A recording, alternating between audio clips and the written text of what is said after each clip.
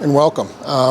So I'm Thomas Spring, Crash of Southern Ohio, and this is about fly tying 101.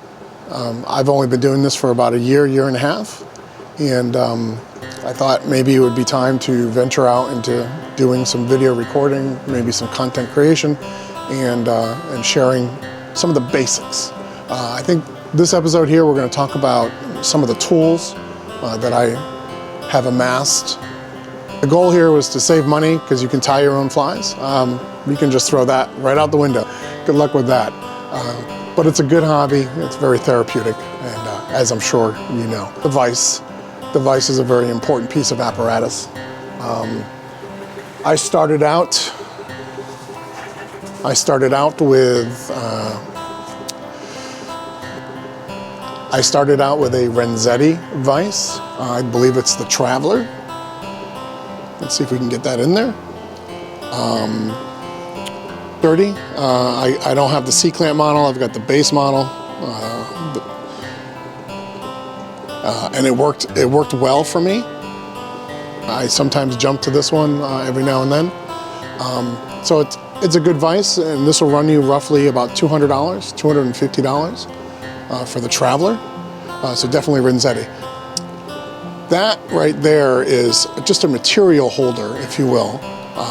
I haven't used it a lot, but I put it on there, and I have used it a couple of times. And you can put stuff in there to keep it readily accessible. It's a good vise. Renzetti is a really good company, solid vise. And you'll see a lot of their options on their websites. The scissors are very important. They give you a lot of fine detail work. I use them to get in, to trim, the hackle that's put on. The thing about the scissors is, you drop them on a cement floor. In my little studio here, I've got a cement floor. As soon as you drop them, and if they land just a certain way, you'll end up with a dinged tip, if you will. Kind of like NASA, I doubled up on everything. What I ended up doing is I have about 5 pairs of scissors, and I label them with a Sharpie, 1 through 5. Number 1 being my best pair, number 2 being my second best pair, and then 3, 4, and 5. You notice here, these are pretty standard. You can get them online, and very small tips at the very end. But I've dropped this a couple of times, so it doesn't do as well for me. So now I use it for copper wire or thick hackle or anything that I'm not worried about damaging these scissors. Number 4 scissor, again, pretty standard. Long cutting edges. But again, this pair as well, I have dropped, so the tips don't work as well. Again, looks the same, but my number 2 scissor, the tips on these are really nice and sharp. Long edge there, and I use these for fine work, fine detailed work, in which case I got my number 1 scissor. In this case I got my number 1 scissor. And you can find these all online. Amazon has been really great. Like thread, just how much is enough? I don't know, but whatever. It's a good hobby to get into. The material, there's different types of material, different types of hackle. There's different types of material, there's different types of hackle. The hackle being, different types of, capes and things like that. They have starter sets, they have smaller sets, they have bigger sets. For the advanced fly tyer, which I'm not in any way saying that I am, I'm not. But for the advanced fly tyer, they tend to showcase their flies, what you tie and go fishing with versus a show fly. So the capes you'll see at, for show flies, roughly around $300, $400. They're very good quality material. So an example of that would be, here's another example, different colors. This is kind of the tiger, the grizzly streamer cape. And this is orange grizzly. I like the orange grizzly because I can mix it with other types of colors. You can get, just a hairline half cape. And this, honestly, a half cape versus a full cape,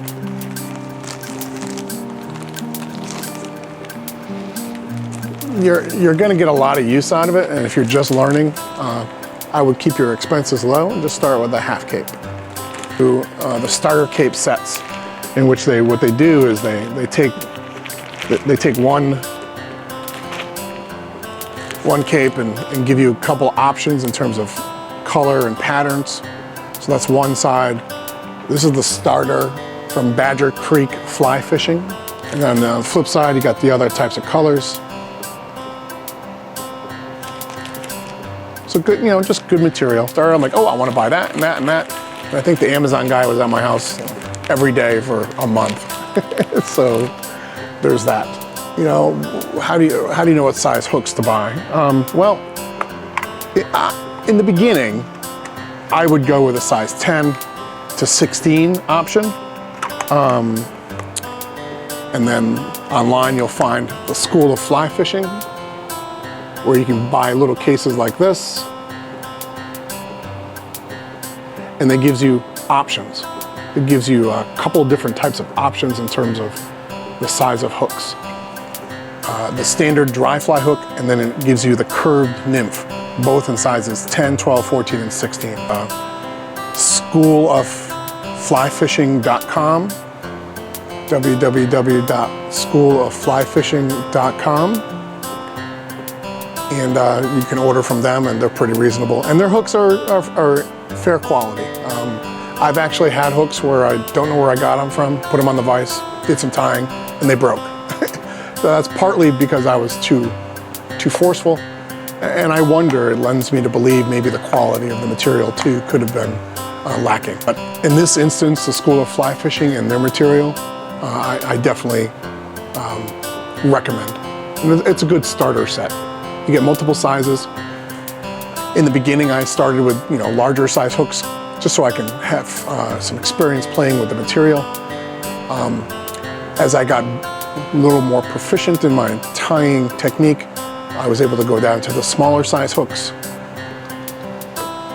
There's going to be different types of glue that you can get. There is going to be different types of cement that you can get, or glue. That's going to be your preference. There are many different companies that make it. I've gone with Orvis. In this instance here, I went with Orvis. And it's a high gloss head cement. In this instance here, I'm showing an example from Orvis, high gloss head cement. Good quality cement, good company. There's another type of head cement you can get water base, again from Orvis. But my go-to is UV.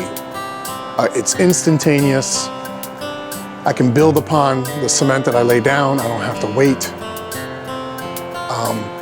So you'll notice recently there's been, now when you get into the UV cement, you're going to need to then start looking at, the types of light. My first UV light was this bad boy. You'll see them online. You can see what they look like. This is a really nice light. It's powerful, and it's also rechargeable with a USB-C. 2 settings, so you got to remember that. It's got 2 settings.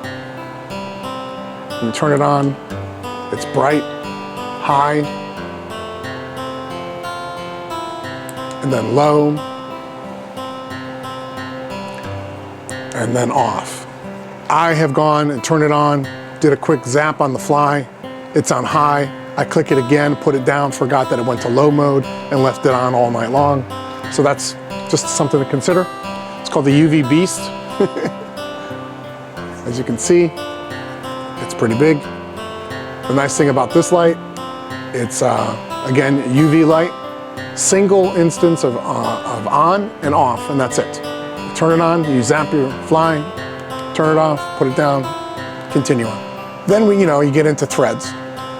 There are threads that look like that from that company. I don't know the name of the company. Threads, you're going to want to start out at the 6/0 range or 70 denier, maybe even 140. And then threads couples with the types of bobbers. Here's one instance of one bobber that you can use. Loon also makes another bobber. It's all personal preference. This is around $20. This is around $10. And then additionally, there's many different types of materials that you can use for your fly. I showed you some examples of some hackle. For the body, you can use some flashing, or even for the tail. So what I did is I just put it on a basket and then surrounded the basket all around the top. And right now I'm going to talk about dubbing. Different types of packages you can get for dubbing. These containers, is they have this hole in the center of each color. You can just pull out just a little bit what you need. Again, the hole is in the back. I'll show you my final advice. Don't be mad at me. I went a little overboard. So Regal, R-E-G-A-L, makes a very, very high quality vise. It's most likely at the top of the line in terms of, you notice the nice solid heavy brass bottom, good for my base. I've got here an extension arm, kind of it's called a caddy if you will. There's my other scissors. You can hold stuff immediately that you're using live as you're doing your fly. So I got a couple pairs of scissors there. Very strong vise.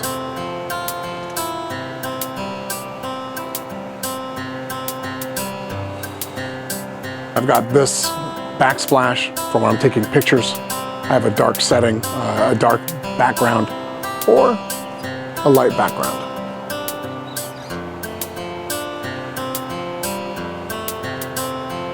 So it's a very good quality vise. The next item I want to talk about is hackle pliers. The next item I want to talk about is hackle pliers. I can't get this into focus. Talk about our hackle pliers. You see that you use these to hold on to your hackle as you're wrapping it around the hook. Another tool that you're going to want to have on your person, it's your standard set of wire cutters. And the last item, and probably the most important if you're over 40, I've got about 5 sets of these lying around all over the place. You're just getting old, dude. Suck it up, buttercup. Thank you again for joining me as I share my process of learning how to be a content creator and learning how to share the struggles of tying flies. This was just a basic introduction to some of the materials that you'll need. I have a feeling I'm going to do this again and be a little bit more expansive, but for the time being, let's just see how this video went. Tie flies when you're having fun. Thank you.